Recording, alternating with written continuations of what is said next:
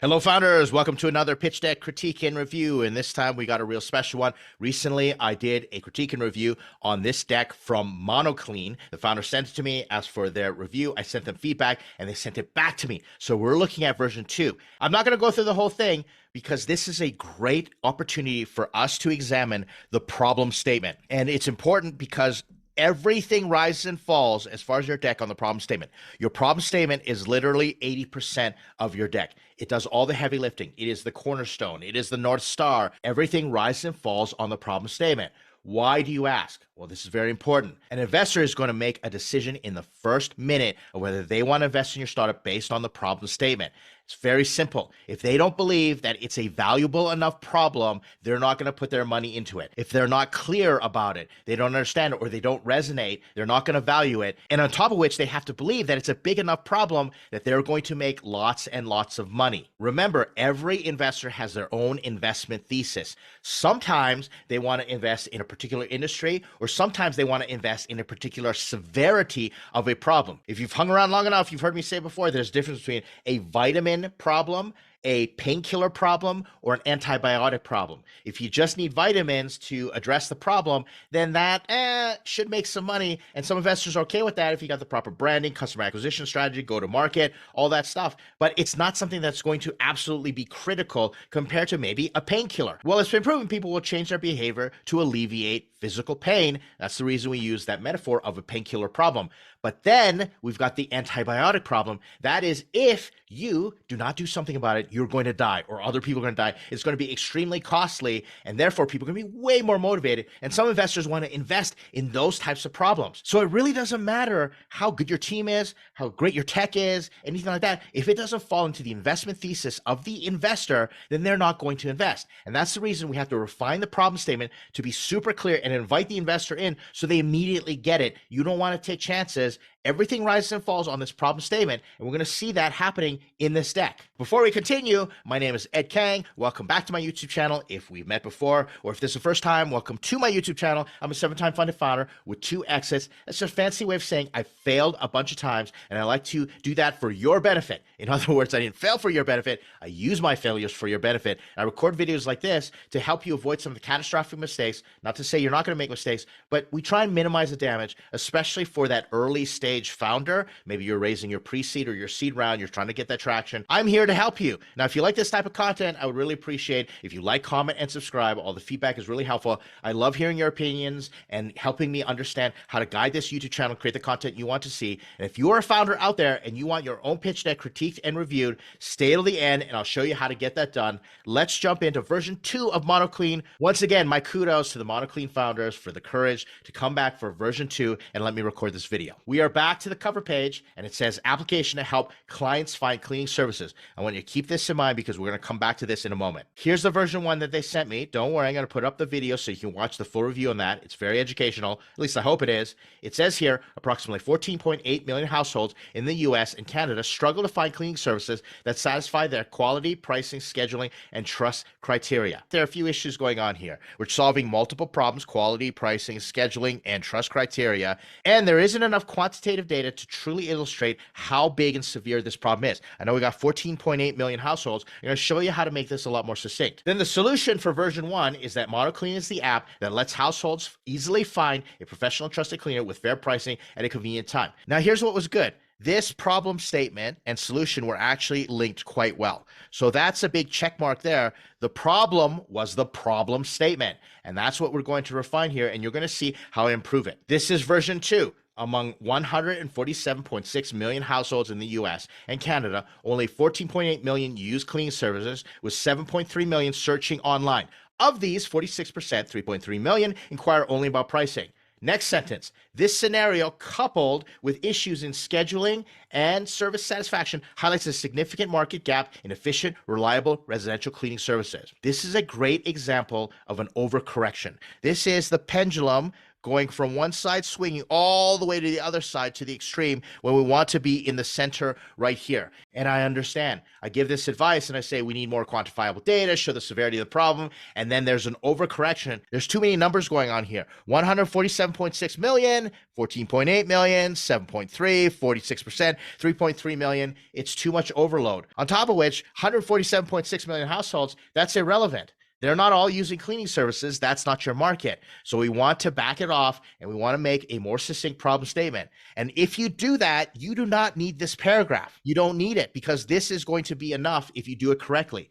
It's the same thing that I see founders do. They make hyperbolic statements like the banking system is broken, politics are broken, social media is broken, dating is broken. Okay. If you're telling us the problem and you're defining it, we automatically know it's broken. You don't have to tell us this. You don't have to add marketing jargon, hyperbolic statements, all these buzzy words, the fluff. You don't need it. So we can pare that down and you can get rid of this second statement. Next, we get to the solution, and it has not changed. MonoClean is the app that lets households easily find a professional and trusted cleaner with fair pricing at a convenient time. Now, the issue is we do not have connection between these two anymore. It is not happening. So we need to make some adjustments, and you're going to see again how the problem statement is the North Star and everything flows from the problem statement. Everything rises and falls. I can't stress this enough. That's the whole purpose of this video. Now I'm going to show you the email that I sent to this founder. And I want to show you this because it gives you an idea of how we go back and forth, that this is not just a one and done. It's not like waving a magic wand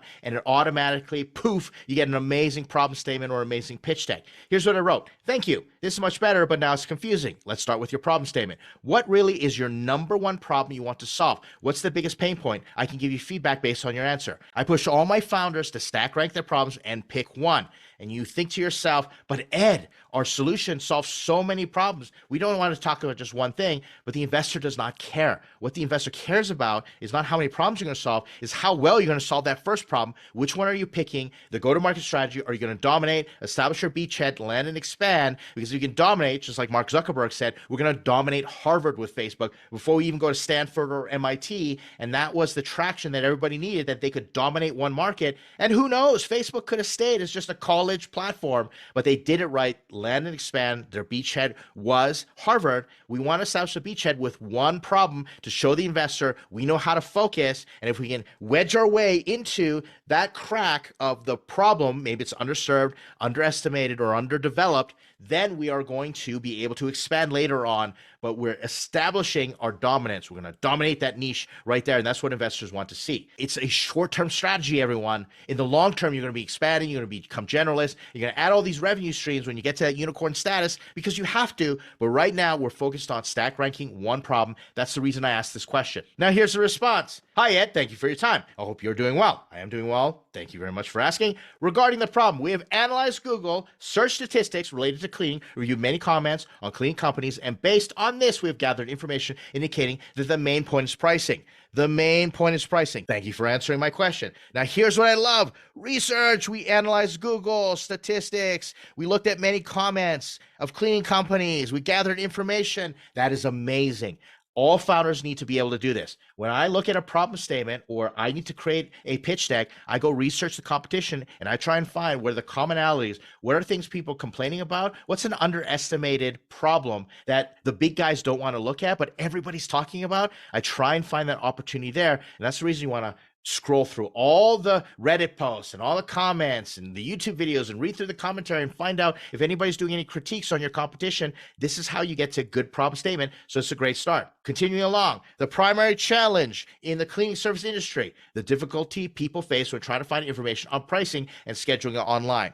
Okay, we just said the number one pain point is pricing, so it's pricing here. I'm going to ignore this scheduling online. We want to stack rank the problem. Next, we say this becomes clear when compared to booking a hotel room. While hotel bookings provide clear information on price, time, availability, making the process smooth, straightforward, the same cannot be said for home cleaning services. Now the founder is telling me that they have an investment thesis or they've got an assumption that because hotels are easy to book because you've got pricing online, and you've got everything transparent. It's right there in your face. It's a lot better to book on hotels. The experience is way better compared to cleaning.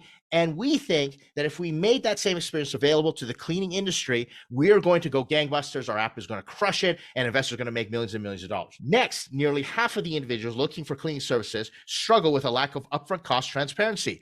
Important, nearly half, and upfront cost transparency, often encountering initial quotes that are subject to change after the service is rendered.